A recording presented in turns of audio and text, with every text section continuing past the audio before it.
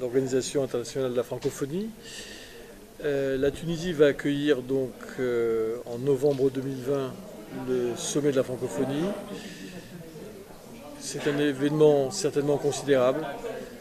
Est-ce que vous pouvez nous donner vos impressions, votre objectif et en quoi cet événement va être considérable pour votre pays?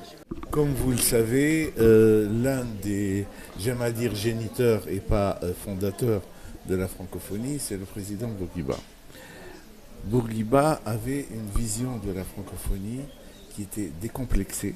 Quand je dis décomplexée par rapport à toutes les formes de colonisation, mais aussi humaniste, puisqu'il fait partie de cette génération qui, au nom des Lumières, des valeurs des Lumières, a combattu le colonialisme français. Au nom de ce qu'il a appris en France, il a pu lutter contre le colonialisme. Donc nous abordons cette affaire-là sans aucun complexe. Je commence par là parce que le sujet est amplement discuté, mais à mon avis, la chose est déjà acquise. Donc pour nous, le sommet, c'est un peu un retour aux sources de cette société qu'a voulu forger Bourguiba, qui est faite d'une synthèse de civilisation, d'une synthèse de culture. Bien entendu, nous restons arabes, nous restons musulmans, nous sommes fiers de notre culture, nous sommes fiers de notre civilisation, mais aussi nous avons un acquis de l'histoire, qui est l'usage de cette langue. Et depuis que cette organisation existe, depuis 1970, la Tunisie, malheureusement, il y a eu des péripéties historiques qui ont fait qu'elle n'a pas eu à abriter de sommets ou même de manifestations de la francophonie. Là, nous allons fêter le 50e anniversaire de la création de cette organisation. Cette organisation, aujourd'hui, a des préoccupations multiples. Elle est dans l'économique, elle est dans le culturel, elle est dans le linguistique, elle est dans le numérique.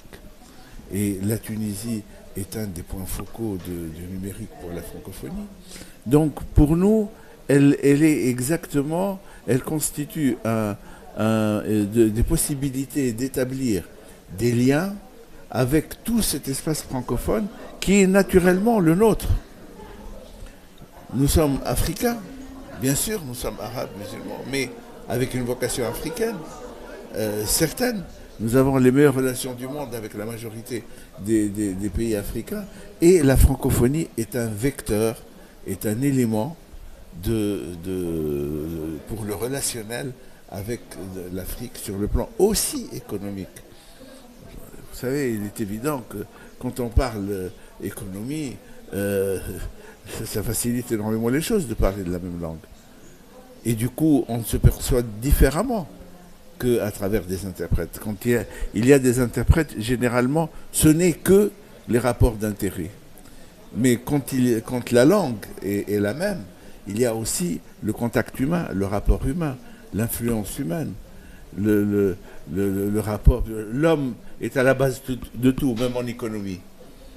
Donc, les liens personnels qui peuvent se tisser à travers les individus, évidemment, ont des résonances sur le plan des échanges économiques dont nous avons besoin. Et puis, les Africains sont peut-être pauvres, mais c'est le continent le plus riche pour l'avenir. Et toutes nos préoccupations et tous nos efforts vont vers les échanges avec l'Afrique. Et la francophonie est le meilleur vecteur pour ce type de contact. D'ailleurs,